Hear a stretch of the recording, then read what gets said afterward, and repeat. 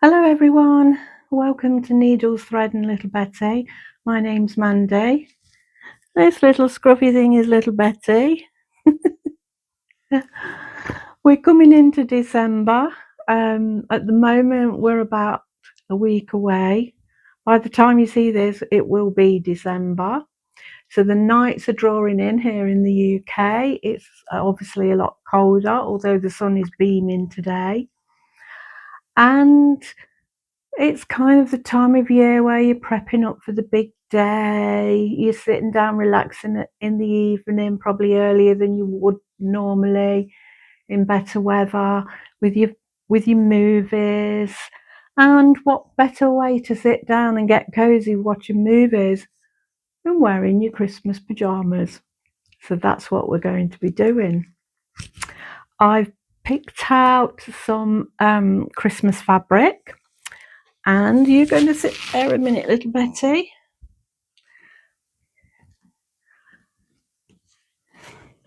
So I've got this Christmas fabric that I'm going to use for the bottoms of the pyjamas. And I've got the contrasting plain red that I'm going to use for the top. The fabric itself has got a bit of stretch to it. And that always makes it nice and soft and comfy. It's very nice and soft and comfy. And I'm going to be making these from a pattern. I do dressmaking, not entirely skilled enough to make my own patterns up unless it's something like for children or babies or dogs. So the pattern that I'm going to use is a simplicity pattern, and on the pattern you've got different styles. You can do pyjama long bottoms or shorts, and the tops are either t-shirt style with sleeves or t-shirt style without sleeves. On this pattern as well you can also make a robe. So there's multiple things you can do with this pattern, as there are with lots of patterns.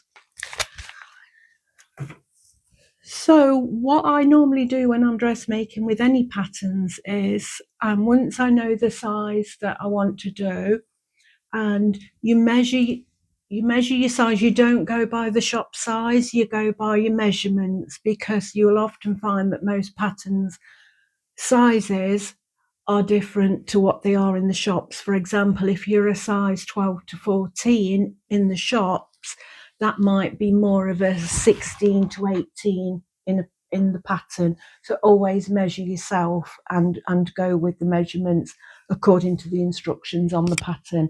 Different patterns will do it slightly different ways. Also on the pattern there'll be an indication on the types of fabrics to use. On this pattern that I'm using, you can use anything from cottons to stretch to jerseys. It just depends what you want to do, really. So I've picked these jersey fabrics. I've got the Scandinavian print for Christmas, and I think they'll look really good. So what I'm going to do, it's going to take me a few days to make the pyjamas because I've got other things. I'm going out for lunch in a minute. So I've got other things going on as well. So with the pattern, I'm going to trace the pattern pieces that I want onto tracing paper. I always do that. I mean, you can cut them out if you want to, but once you've done that, then that is the pattern that you've got. And for instance, if you change size for whatever reason, then they're not going to fit you anymore. Or if you wanted to do them for someone else, you can't do that if you've already cut the pattern out. So I always trace my patterns out first for the sizes that I want, and then I always keep the pattern itself intact. So I've already started to do that. And once you've done all that, you've got your traced patterns, then you need to place it on your fabric and cut your fabric out. So I'm going to get all set up, and I may not see you later today because I'm going out, but I will see you shortly. It'll be in a few seconds for you might be a day or two for me. All right, see you later. So it's a couple of days later, and I've cut out all the pattern pieces, and I've been laying them on the fabric to cut out the fabric parts. What I wanted to do, I just wanted to talk to you a little bit about this type of fabric. If you've got sort of cotton fabric that hasn't got a stretch in it, it's very sort of easier to deal with.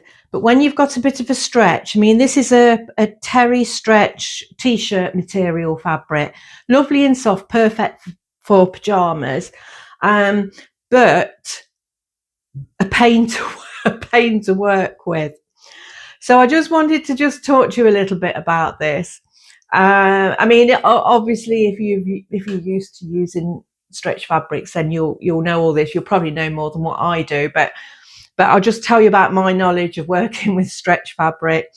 So the fabric that I bought, it's quite quite a wide piece, which is good because the bottoms especially are worked out quite wide.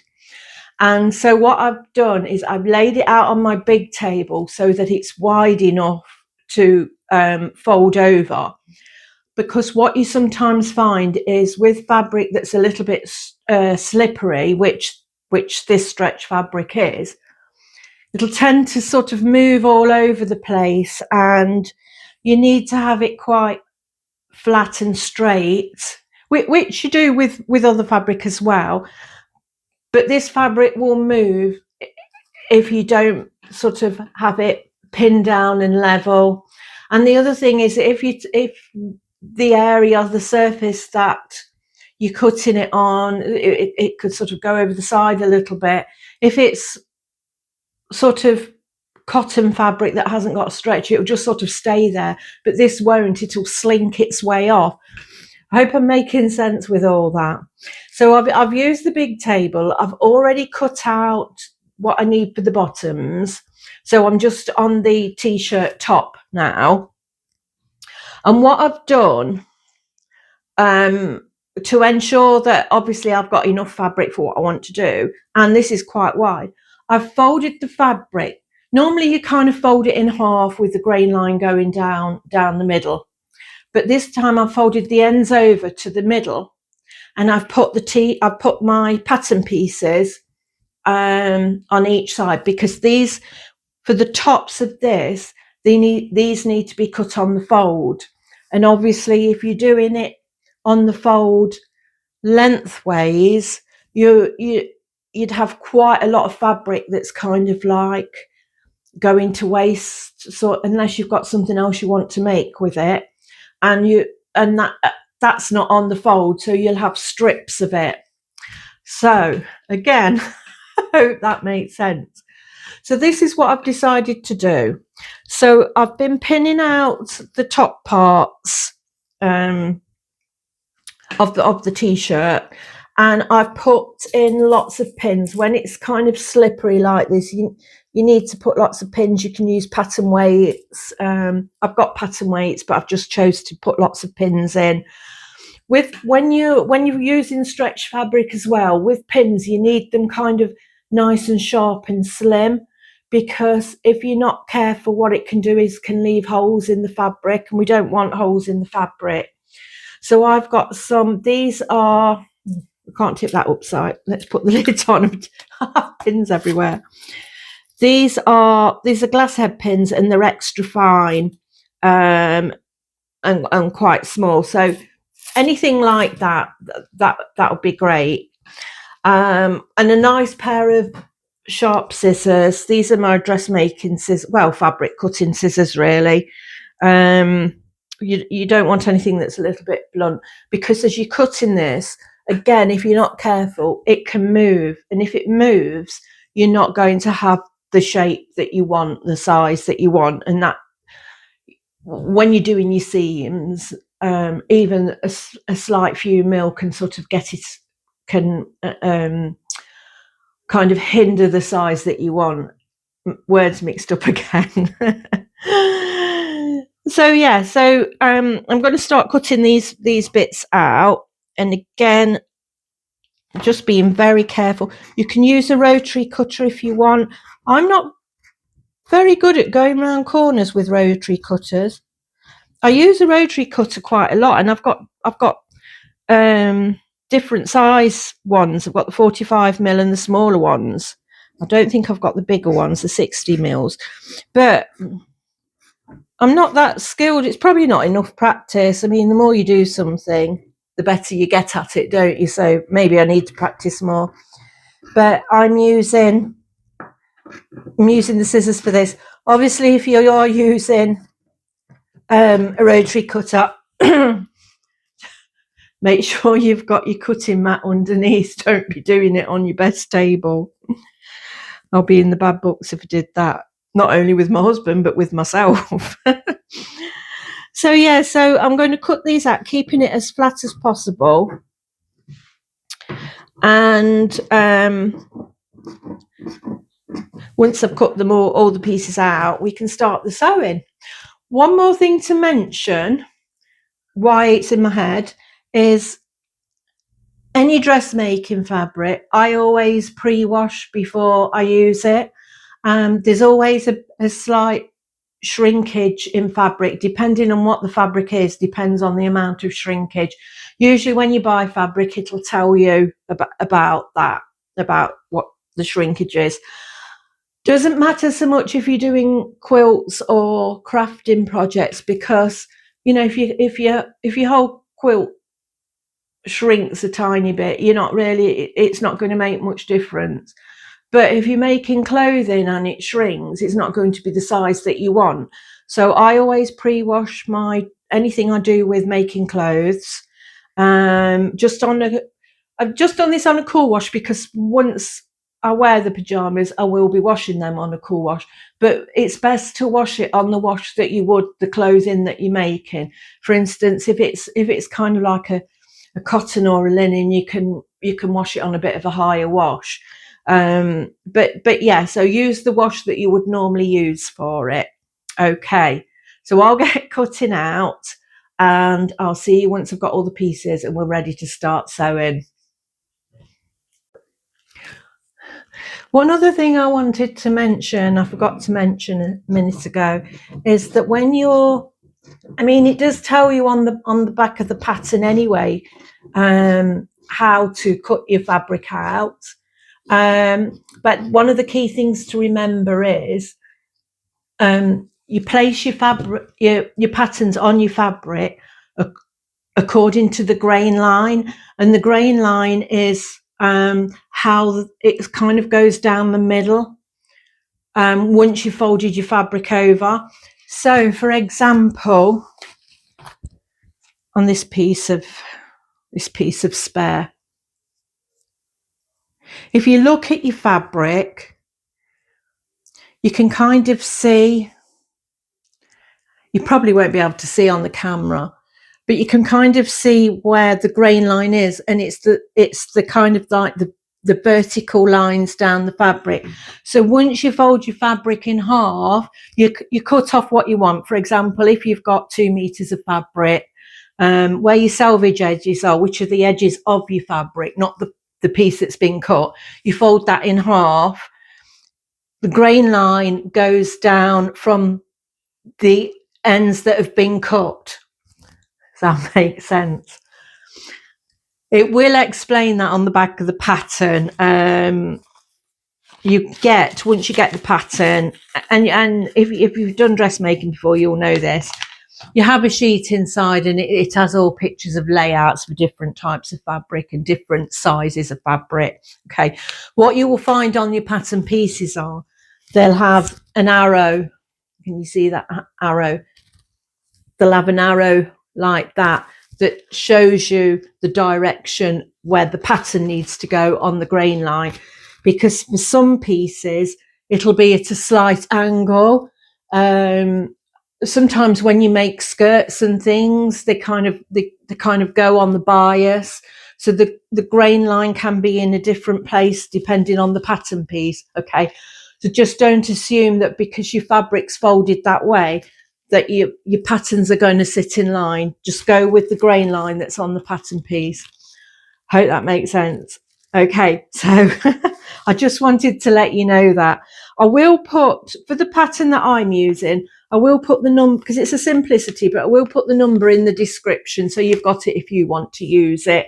Or if for some reason I forget, which is a possibility, just ask them in the comments and I'll answer you. But I'll try and remember to put the pattern number in the description. All right, I'll continue cutting. So it's a couple of days later. All the pattern pieces have been cut out, following the pattern from the pattern pieces from the pattern that I've chosen to do. When you cut them out, you'll notice there'll be little marks on the pattern pieces, on some of them anyway. There'll be like little notches, or there might be little dots.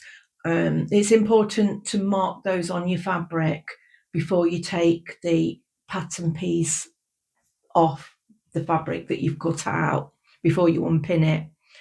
And as you're constructing the garment, those pieces kind of match up together and they kind of keep it accurate for the size that you want to do. It does tell you on each pattern will have a sheet in like that, and it does give that in the instructions. It does tell you about that. So sorry if that's a little bit sort of not enough information, but it is self-explanatory on the pattern.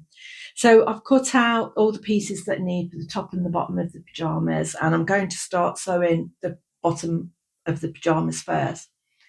So each piece, there's 2 pieces for the bottoms. That's all there is in fabric wise, is just the 2 pieces, and each piece will look like this. Now that looks very wide and very big. Don't be alarmed by that. What it is for this pattern is the waistline will have elastic in it, so that will draw it all in. And although I'm doing it on a stretch terry fabric, I'm doing that for the softness.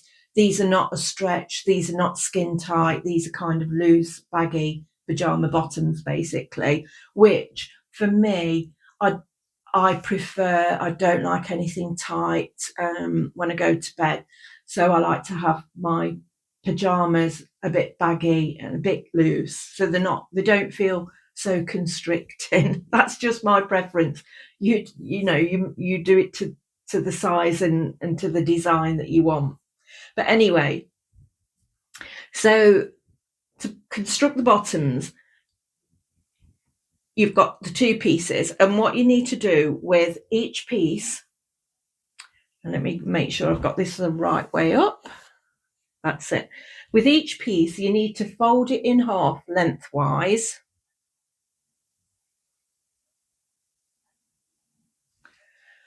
Because I've got this stretch t-shirt sort of fabric, it's a bit thin and slippery.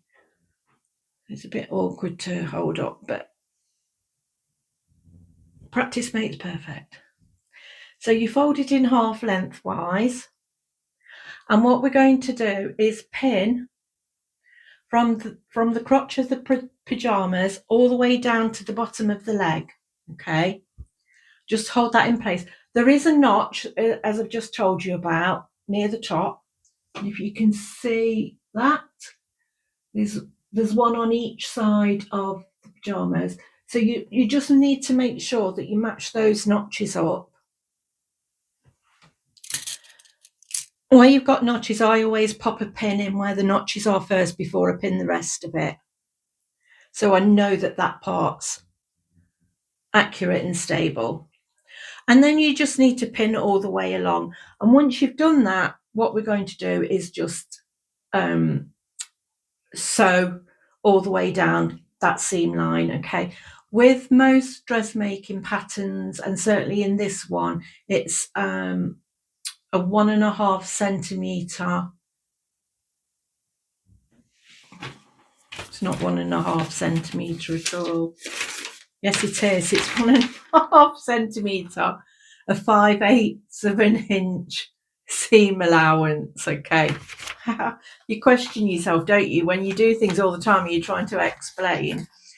And so you need to make that sure that's fairly accurate in order for them to be the size that you want. Okay, so with the other leg, I've already pinned that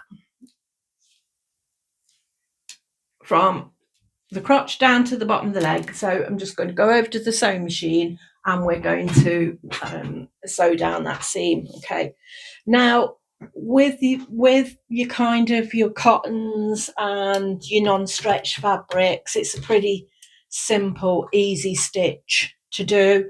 You just do it on your general utility stitch on your machine. But when you're using stretch, you have to be a little bit more careful. As two people have just walked by the bungalow with their little dog. When they hear that, they start barking. Anyway, it's all right, they've gone now.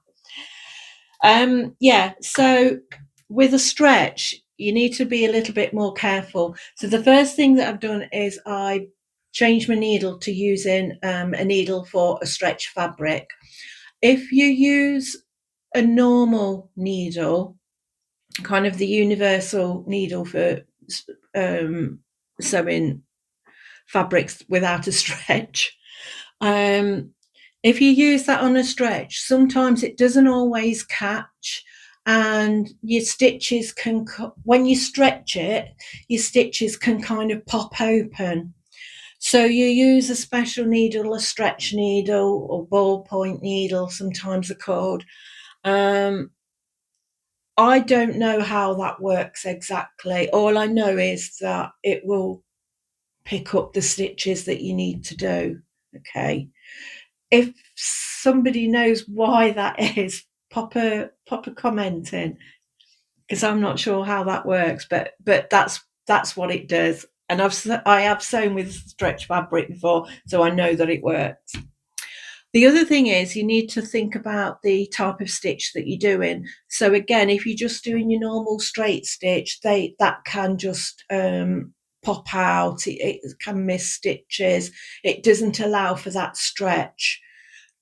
So what you do is you tend to use a zigzag stitch, or what they call a lightning stitch, and that's what I've put on my machine.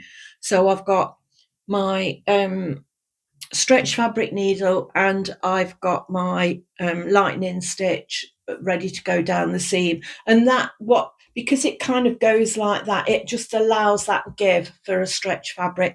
More important, I guess, if you're wearing something that's body fitting, because you have that stretch. This is a looser garment, so it doesn't matter that much. Probably with the t-shirt that it will, because of just how the construction of the t-shirt is. The other thing, I always do a little bit of practice sewing on the fabric that I'm using before I start sewing on the garment. And what I have noticed, sometimes it kind of like tries to pull the fabric through the feed dogs of your machine. The feed dogs are the little things at the bottom that help move it along. So what I've done is, first of all, I've put a walking foot on, and that just helps. It kind of walks its way along the fabric, and also that kind of prevents it from stretching, because you don't want this to stretch as you're sewing. Okay, but also, and what I'm going to do just to start off with is I put a little piece of tracing paper, or pattern paper.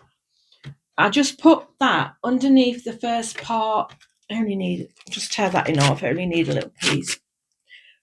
I just put that under the first half of the stitching, and what that does, that just helps again for the needle to catch properly and to allow the kind of the motion of the stitching to continue without kind of dragging it into the machine. As you're sewing along, it won't do that. It's just usually when you first start off and it's catching the material, because this is quite thin and flimsy. It's very sort of thin and flimsy. It can do that, kind of drags it into the machine. Hope all this makes sense. Okay, so I've got a mark on my machine that tells me what my 1.5 centimetre seam allowance is. So I'm just going to pop my fabric under the needle. I've got my piece of tracing paper under it. I've got the edge of my fabric lined up with my mark for my seam allowance. And what I'm going to do for a start, I'm just going to pop that, I'm just going to turn my wheel to just pop the needle in, so I know that it's gone through both layers of the fabric, okay, without pulling it down into the machine, and then drop my my walking foot, okay. So I'm making sure that my notches are matched up, and then it's just a matter of just sewing down to the bottom of the leg, okay. So I'll just do that now.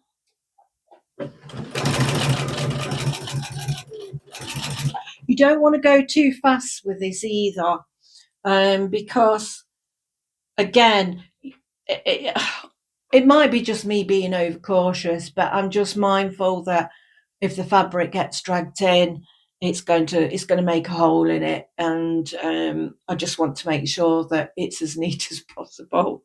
Like I say, I'm not an expert dressmaker. I've made quite a lot of clothes, but I wouldn't call myself an expert.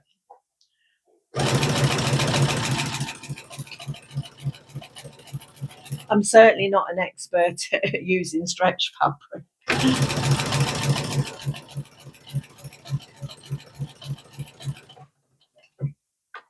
So as I'm going down, I'm taking the pins out as I'm going, and I'm using very, as I said before, very fine needles. And again, I don't want to be piercing the fabric to make little holes in it, because if you make a little hole in the stretch fabric, it could ladder or anything. So it'll, if it's on show, it's just going to ruin what you've made, okay. But as you notice, you come off the tracing paper that's kind of sewn onto the bottom of the fabric. You've got your right side spacing, so it's on the outside, it's on the inside of your fabric, if you like. But all that will do afterwards, it will just tear off, okay.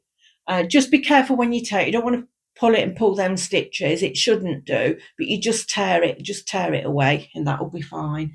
But if you've noticed that I've just sewn straight off it and it's not kind of dragged my fabric into the machine, I also use that if I'm doing kind of like very fine silky materials, anything like that, I'll use a bit of that. It just helps with the feed dogs move it along. Hope all this makes sense.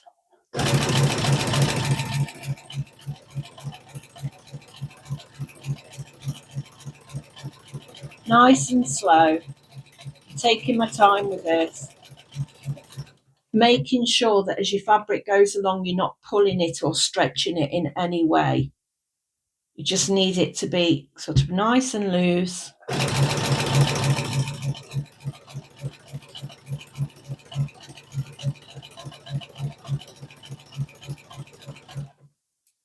And it's doing that lightning stitch pattern as I'm going along. So what I'll do is, once I've done this and got to the bottom, I will then do the same with the other side, and then I'll come back to you and show you how we construct them together. Okay. Yeah, so that part doesn't take long at all. What I have done as well, because I've got a little domestic overlocker, I've just overlocked down the seams after I've sewn them together. So each, from the crotch down to the bottom of the leg, is sewn together, and I've just overlocked them to neaten the edges up.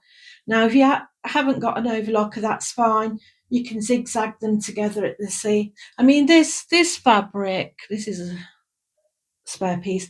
This fabric doesn't fray. You could do it with some pinking shears or just cut them neatly if you want to. I mean, they're your pyjamas, who's going to see them? It's up to you. I mean, there are some very clever people out there that can make the whole garment using an overlocker in stretch fabric.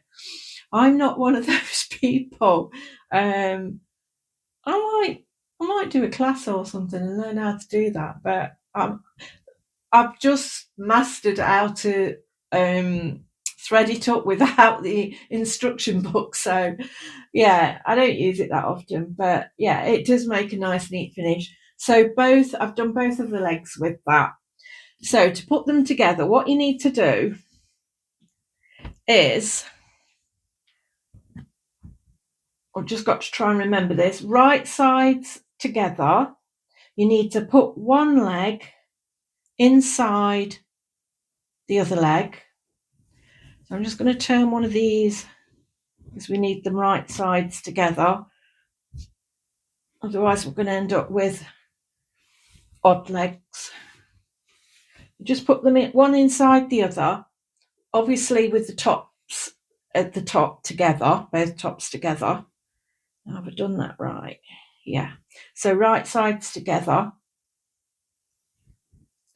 What I might do at this point, you could clip round the top just to hold the tops together so you know that the tops, because this is quite, you can see it's moving all over the place. It's quite fiddly to get it right. So when you've got the top parts matched up, we're not doing anything with the top at the moment, but what we need to do is sew the crotch line together. So from the top of the waist down to the crotch and then all the way back up the other side. Okay. So if you can see there, that's one, can you see that one long curve? And you need to pin that curve together, matching up any notches and making sure that both the seam lines from the leg to the crotch are matched up together. Okay, what I'm going to do is I'm going to pin that first, so that's all done. Okay, with your seam allowance in the pattern, it does tell you to kind of iron that open flat, so you've got you've got the size of the seam allowance sort of each side like that. I haven't done that with the overlock. I've just overlocked them together. I do that with a lot of garments actually. It doesn't really matter, you know. It's not hurting anyone, is it? So I've got some notches there on that part. Make sure the notches, always pin any notches or seam lines first, and then you can add the other pins in afterwards. Fabric's quite forgiving. It can, you know, you can kind of like move it about a little bit. The only thing with this type of fabric is don't stretch it, overstretch it where it doesn't need stretching. Try and keep it as flat as possible. So just pop in all the pins.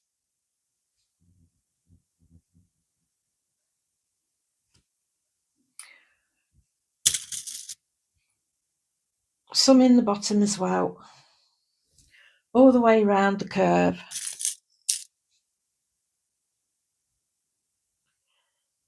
Matching up any notches.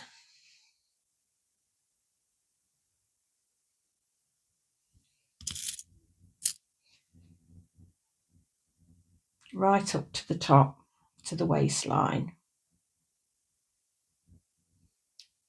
Now in the pattern, the waistline, it puts in, you put in some elastic, but also it has like little pull ties to add to that as well. I'm not doing that. I'm just making a casing for the elastic to go in, and you make the casing anyway in the pattern, and I'm just putting elastic in. I'm not sure why you would. I'm guessing it's just a little additional extra to put the ties on. And I guess it depends on the fabric as well. Maybe if you're doing it with just dressmaking cotton or something, you might want to do that. But I'm not doing that, not for these. That's the thing. I make most of my clothes from patterns, but I usually just adjust them to what I think's best. It's not always best. So once you pin them together like that, then what you need to do then is over to the sewing machine again. Same seam allowance, 1.5 centimeters.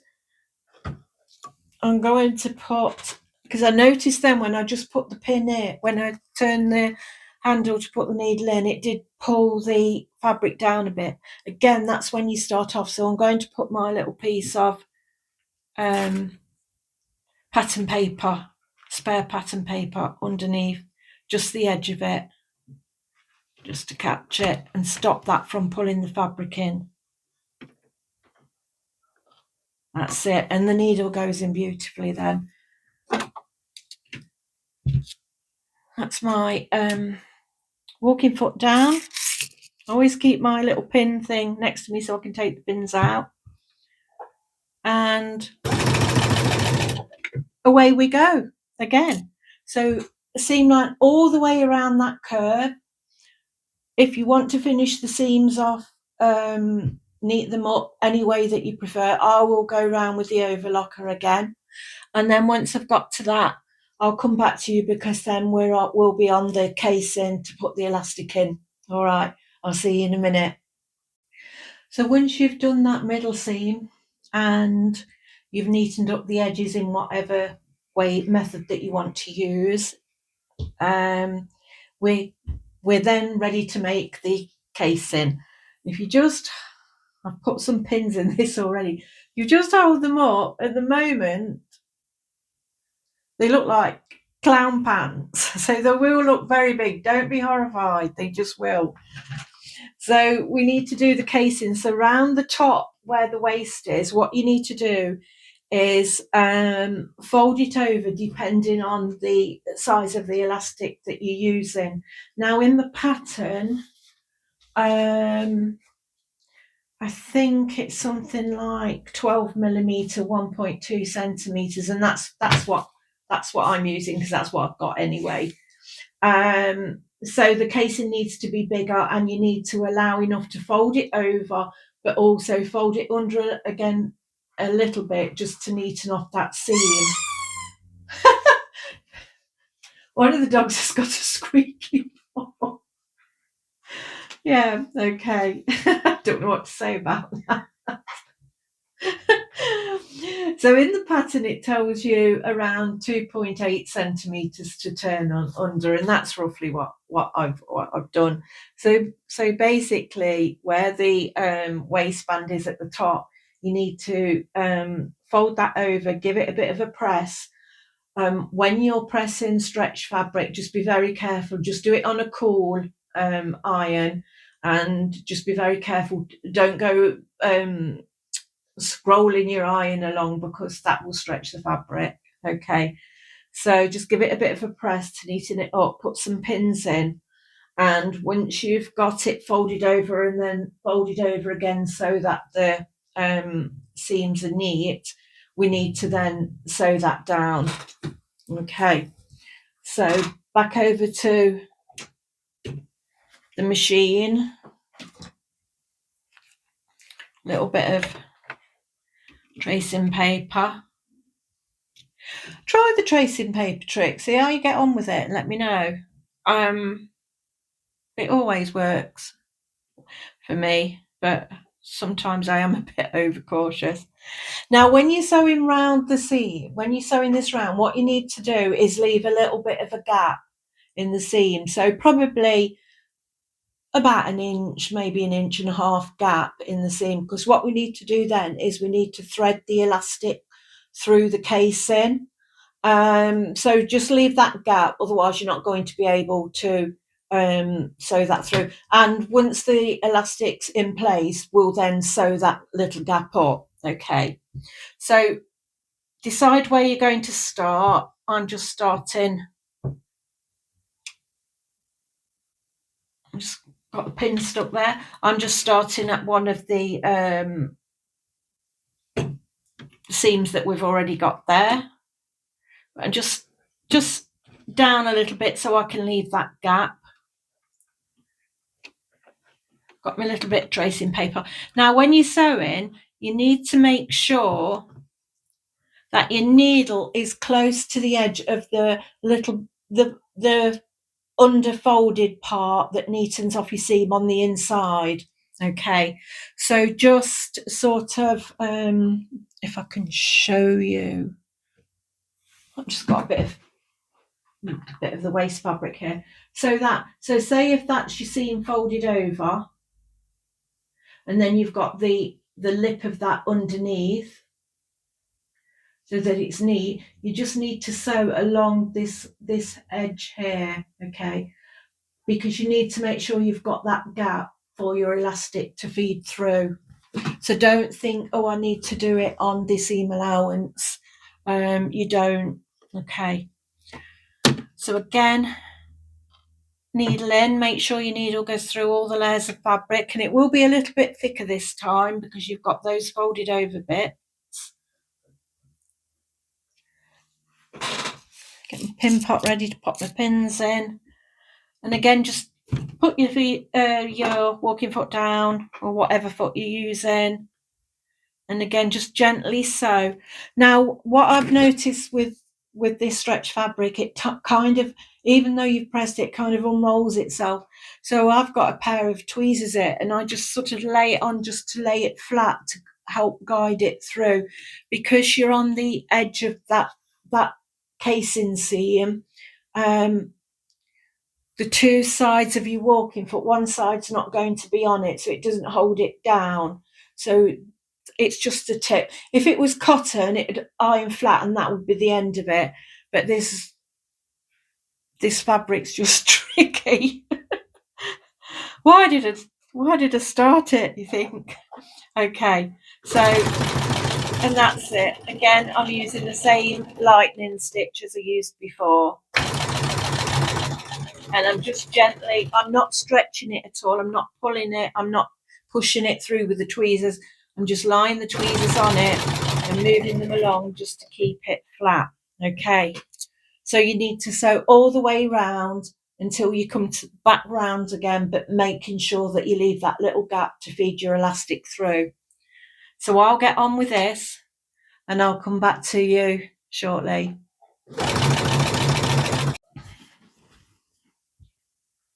Hello, little Betty. Come on. What are you up to, eh? What are you up to? You're going to sit on my knee for a minute then? Okay. Oh, the other one's coming as well. You want to go and play? Go on then. Yeah, they're just going to chase each other around for a minute, I think. So we finished the casing. And so what we need to do now is put the elastic in. So I've got my piece of elastic. If you're doing your own size casing and using your own elastic, don't go much smaller than this. As I said, this is 1.2 centimetres. You don't want to go smaller than that, because with this type of fabric as well, even though it's thin, it kind of pulls as it hangs. So you need something to keep. You've got to keep them up for a start. So you've got your piece of elastic, and what you do is you just comfortably put it round your waist, just so the ends meet. I mean, obviously I've got my top of that on. Put it round your waist so the ends meet, and just snip it to that length. Now, obviously, these need to, the elastic needs to stretch to keep them up. So we don't want it just your waist size. But what we can do is, once we've fed it through and we join these bits together, we can alter them to how it comfortably fits. Then when we sew these together, okay. I hope that makes sense. So what we need to do is feed this through the casing, and what I do is I'll just put a pin in the end of one piece. Remember, we've left that gap, and just basically feed it through. feed it through the inner walls of the casing. As you're feeding it, just make sure that the end of it doesn't go, otherwise you'll lose the end and then you'll just be going round and round in circles. So the reason I put the pin on the end, I mean, you've probably got your own way of using elastic, but I put the pin on the end just so I've got the pin to hold as I'm just pushing the elastic through. I'd imagine I don't know, are there any gadgets out there for feeding elastic? I'd imagine there would be, but my pin works, so that's good enough for me. The tricky part will be when you come to the seam, any seams in any garment, any seams, because if your casing is too narrow, when you've got a seam that's folded over, that takes up more space. So then you've got to try and feed it through that gap. So just be mindful of that if you're making any casings or feeding elastic through. And as you're going along, just give it a pull now and again to help that. That's it. I mean, I've been moaning about this fabric a lot, but in some ways it's easy as well, because this part is just feeding through quite easily.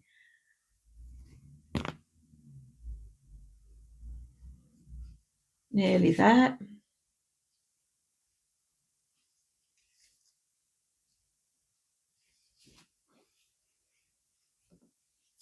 Let's give that another pull to pull that round.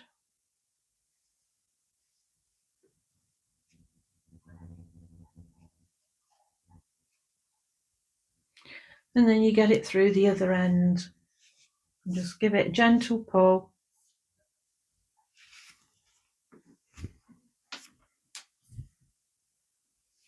You've got 2 bits of elastic out. And just with your gathers, just get them so that they're even. And then what you need to do then, remove your pin and stabilise these ends together. They'll need a good few sews through that just so it doesn't pull apart. The other thing to make sure is when you are sewing them together, just feel around and make sure that your elastic's all the right way up. Make sure there's no twists in it, because if you've got twists in it, that's just going to be uncomfortable. It's going to make the top of the garment look bulky and twisted. So you've just got to go around, make sure it's all flat. Okay. If at this, I mean, different people will want them to fit different ways. Some people will want elastic quite tight on them, others want it quite loose. So it might be a good idea at this point to just try them on and just see what's comfortable for you before you fix them together. I mean, you can use your pin to hold it in place while you do that. And that's what I'm going to go and do. So I'm going to go and try these on, just so I make sure that I get the elastic how I want the elastic. Okay, just put a pin in them to hold them, because what you don't want to do is lose the ends in the casing. While you're trying it on also, because the next bit we're going to be doing is turning them up at the bottoms, is just see what length you want. I mean, I'm 5'4", so I know that these are too long for me, so I'll probably cut a bit off. And then when you do the turn ups, you just need to fold it over, making sure they're the length that you want. I mean, with pyjamas, you don't want them too long because you don't want them tripping up over them. And then just fold in the same way you did with the casing around the top, fold the end under again, and then just press that and fold them in place. Okay, so then you'll have your pair of bottoms finished. All right, so I'll just go and sort all that out, and then I'll just come back and show you those finished pieces, just go through it, and then we'll be starting on the top. All right, I'll see you in a bit.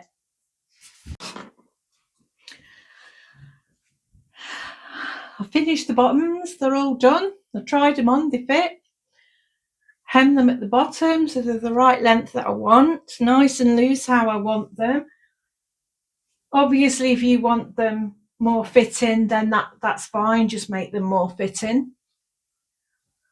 So we're on the top part now.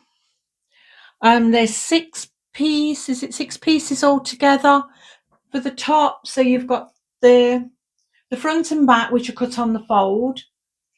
You've got the 2 sleeves, and you've got the 2 facings which go around the neck, and there's a V-neck to this t-shirt pattern.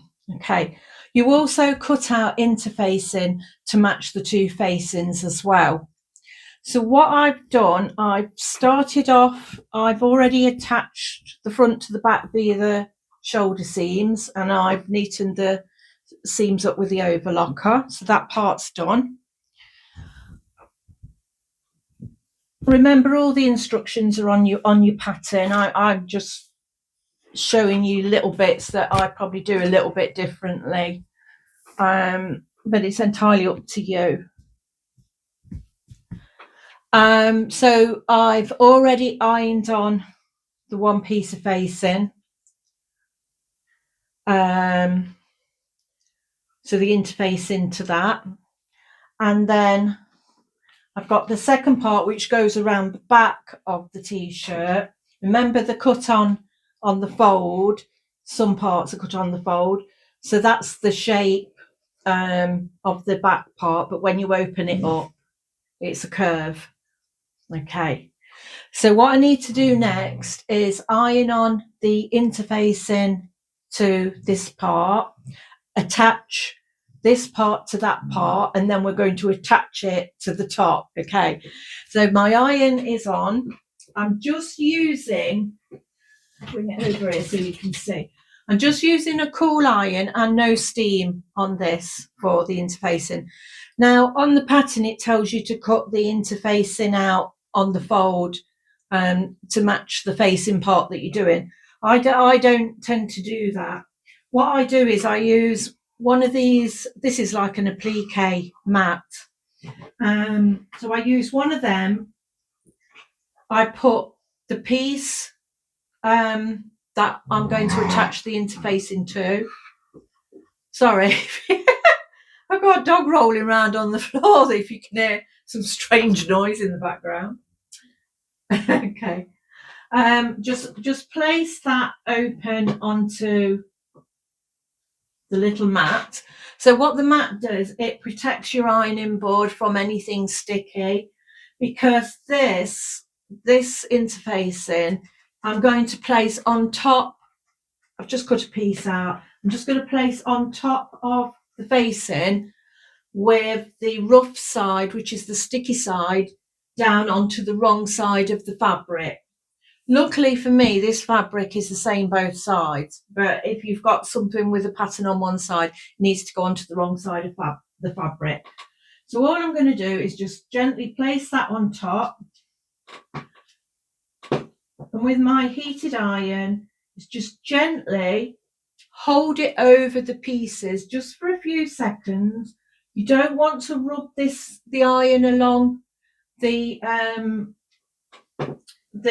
fabric and the interfacing, because you'll end up with creases and things if you do that, and also it can move around. So just pat it on for a few seconds, making sure that all the piece has been covered.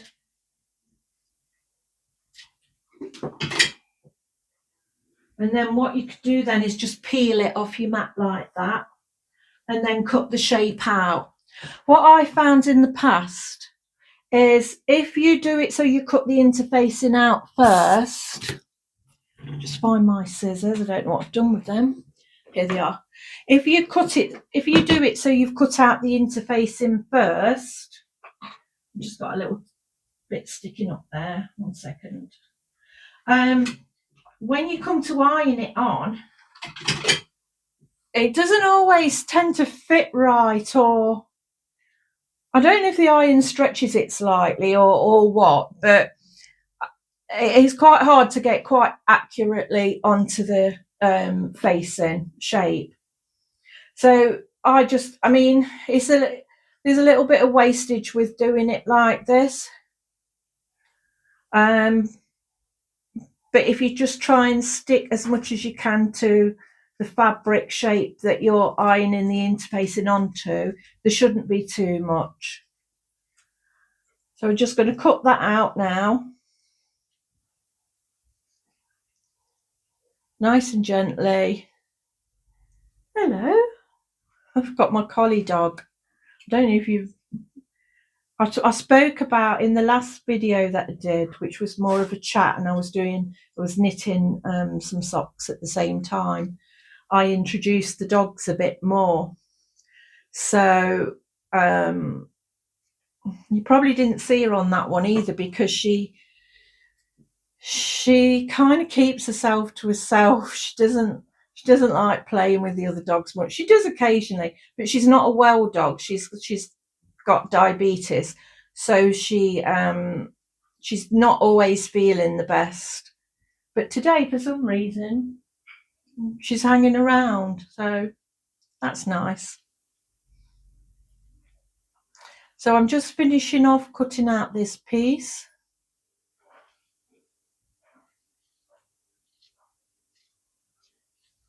And as with the other pieces, if you've got notches and things like that, just mark those as well. Because then all the notches, any notches or any dots, they all help you to line up your pieces together for a more accurate fit. Okay. So now what I'm going to do is I'm going to sew these two pieces together. So right sides together, and what it will do will form a shape like that, which will go all around the V and around the neck. And again, that's to stabilize it and keep its shape.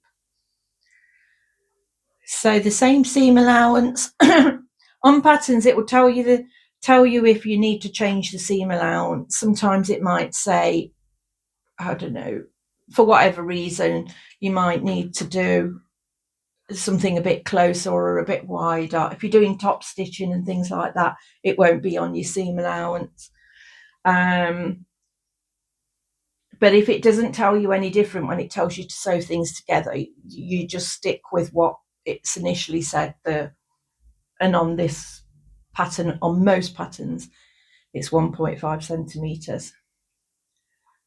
So I'm just going to sew those together.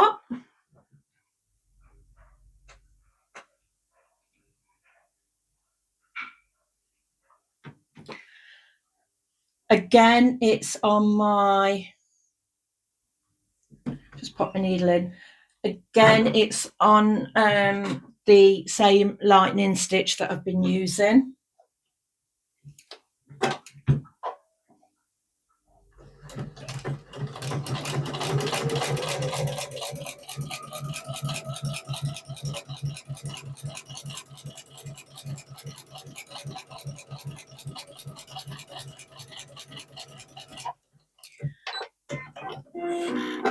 If you've been using the trick I told you about with the pattern paper to stop the needle and V dogs from pulling your fabric through, you probably won't need it, because this has got the interfacing on and it's more stable. You probably wouldn't need it for this part.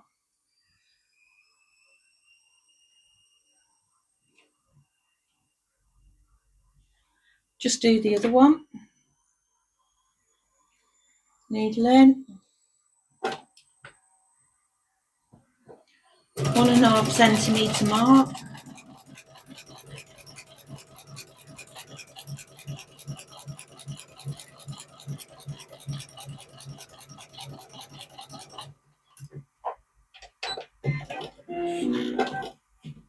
I'm just going to shut this door a minute.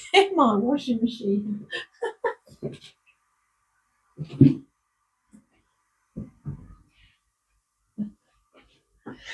There's lots of normal things that go on in this house as well. Getting my washing done. It's been raining for days, and all of a sudden it's not raining, and there's a bit of sun popping out. So get your washing done. So there you've got your piece all together. What I'm going to do is just trim off these seams, and I'm just going to use my pinking shears for that. Just trim them down.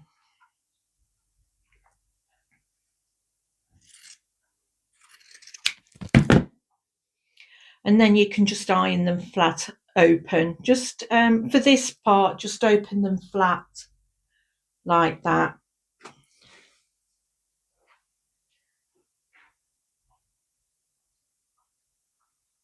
I'm just going to quickly give them a bit of a press.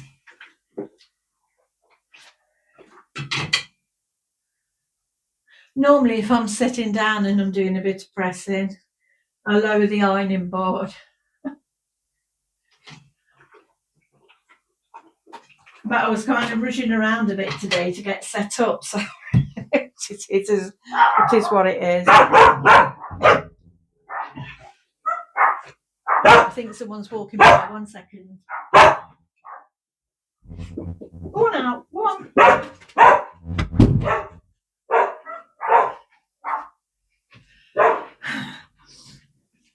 Never work with children and animals. Right, so that part's ready to attach to your garment. What I will do before I attach mine is I'll just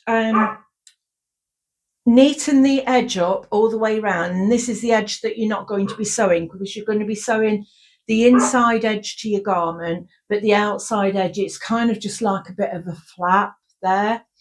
But I'll neaten it with the overlocker all the way around the outside. You don't have, I mean, this is not going to fray, so you don't have to do that. Or you can do it with pinking shears, or you can do it with a zigzag stitch. It's just to neaten it up, really. You're not going to see it. And then once I've done that, what I'll do is attach this to the garment. So I'll just show you what I'm going to do with that. A bit of an adjustment with the camera there.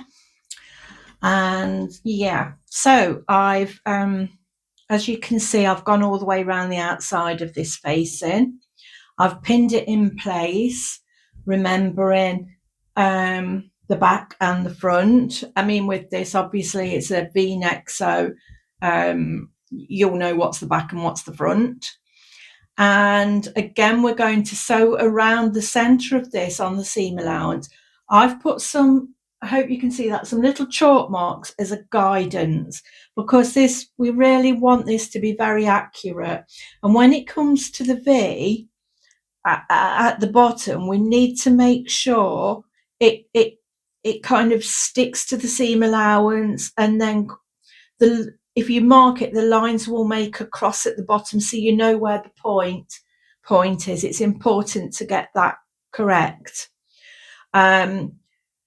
So what I'm going to do is I'm going to sew all the way around there, and then once I've done that, I will trim around the seam allowance so it's shorter. When you're trimming seam allowances like that, if you've got a bit of a curve, you put little snips in, and that just helps it sort of curve round, and just makes it more of a natural curve rather than a bit disjointed. What the little snips do, they allow the inside bit to kind of move, be a bit more flexible. Okay, so I'm going to go and sew that now, and then I'll come back to you once I've done that part for the next bit, which will be then understitching this to the t-shirt. This whole part is the most complicated part about this garment. Once you get used to it, and if you follow the instructions, you'll be absolutely fine. But I just wanted to mainly sort of focus on this part of the t-shirt. Right, I'll do that, and I'll see you in a minute. So now the facing is attached to the neckband of the t-shirt, and you can see that I've sewn all the way around. When you do attach the neckband, you just make sure you line the notches and that up. I should have said that. But you sew all the way around to your normal seam allowance, and then you trim it round. If you can see here, I've made these little notches. That's just, as I said, just to help that curve. And I've made a little notch here, making sure you don't go through the stitching at the point, but just up to almost to the stitching, so you've got a nice point there. Then what we're going to do is this will then fold over onto the inside of the garment all the way round. But what we need to do first is understitch it, and that just helps keep it the other side of the garment. So to understitch, if you get the seam allowance, and what we need to do is just sew this over the seam allowance to the interfacing, if that makes sense. So if you can see, you've got this part and there's the interface in there. They'll be joined together, and that will just help keep it on the inside. Okay, so what we need to do is sew close to that seam, another row of stitches all the way around, but close to the seam that you've already sewn, making sure it stays on the seam allowance side and the interfacing, not on the t-shirt side, the outer side of the garment. Okay, it can get a little bit tricky working its way around because just of the nature of trying to go all the way around, but just do it as much as you can, the best that you can, and just keep the new stitching as close to this stitching as you can. Okay, once you've done that all the way around, this will then fold back, and then you can press it, just a nice cool press, making sure that you're not stretching all the way to the inside. And then what we're going to do then is then top stitch that in place. Okay, so first of all, we're going to understitch. It does tell you about that in the instructions, I believe. And again, it's just to help it stay on the inside and make it look neater and smoother. Okay, so I'm going to go and do that, and then I'll come back to you once I've pressed it to the back. Okay, see you in a minute. So I've done all the understitching. How it works out, it's a stitching that's very close to the seam that we did. It's about 1 or 2 mils away, no more than that. And because we've done it to the interfacing and the seam allowance, that's now on the inside. It doesn't show through at all onto the outside of the garment. What I've also done is I press that down, and I've then top stitched around that V-neck. So if you can see those row stitches. With the top stitching, I've done that in a normal straight stitch. You don't need to do your lightning stitch for any top stitching. And all it does, it kind of like frames it nice and makes it look nice and neat and precise with the V-neck. What I did with the top stitching, because that's about 3 centimeters in from the edge, just over, it tells you on the pattern, I've just marked it with little bits of chalk. And chalk's good because you can just wipe that off afterwards. And when it's come to the V, I've marked the allowance for the top stitching I want down, so it crosses over, so you've got that nice point shape, and you just pivot around with your stitching. Okay, it does explain that in the pattern. So that's all pressed now, nice and neat, and it's time to put the sleeves on. So with the sleeves, as with all the other bits, you've got your notches and you had your dots. I always mark my dots with bits of cotton. And it's important to make sure these match up for the sleeves. So you'll have your back and your fronts out flat. and you just do it flat ways. So all these points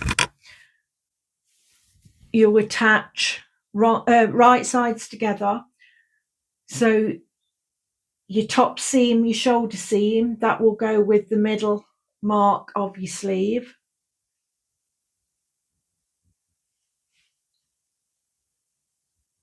Very fiddly to show you. Okay, so the seam for the shoulder will match up with the dot for the middle of the sleeve, and just attach it with pins, just or clips if you want, just matching up all the dots and the notches. Okay, now the end dots will just fall short of the edge of each of the seams, sides of the pieces you've cut out. You only need to sew, when you sew it, you only need to sew to the dots. You don't need to sew right to the end, okay? And that's important because then we're going to do one long seam from under the arms all the way down to the side of the t-shirt, okay? It makes it more difficult if you've sewn right to the end. So you only need to sew to the end dots. It does tell you that again in the pattern. So I'm going to go and attach both of those sleeves in that way, and then I'm going to sew along again using my 1.5 centimetre seam allowance. All right, and then we'll be back for sewing up my side seams. So I'll do that and I'll see you in a few minutes. So we're coming to the final bits of the t-shirt now. And as I said, it's just about attaching the side seams. And if you remember, we're going to do from under the arm of the sleeve all the way down to the bottom of the t-shirt, all in one long seam on both sides. So I'm just pinning together the side seams now, remembering to match up all the notches and any seams together, and remembering that we pin the seams and the notches first before we put any other further pins in. And then I'm going to sew along both sides. And once I've done that, once both sides are sewn together, I will then hem the sleeves and the bottom of the garment. So just once you've sewn these sides together, just quickly try it on and see how much you want them hemming up. And that's all. It tells you how to do that in the pattern. Basically, with a hem, as I said before, you just iron it over the amount that you want taking up. Just flip the top bit over and then just sew it in place. With the hems, you can. If it was tight fitting, again, I'd probably do a lightning stitch, but for this, because it's fairly loose, I'm just going to do a straight stitch for the hems. Okay, I'll see you once I've done that. They're finished. They fit really nice, not restrictive in any way, just how I want things that I'll wear when I go to bed. The fabric, although it can be a bit of a pain at times to work with, it actually feels really nice, and I'm glad that I've made them from this. It's t-shirt material. I've got some nice top stitching, nice neat top stitching. The hems are really, really nice and neat. I'll just stand on this step. It's really hard to show you what they look like. I might just bring the camera down a little bit. Is that better? And stand on my tiptoes.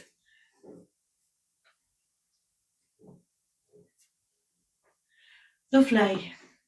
Let's pull you back up. Let me know what you think.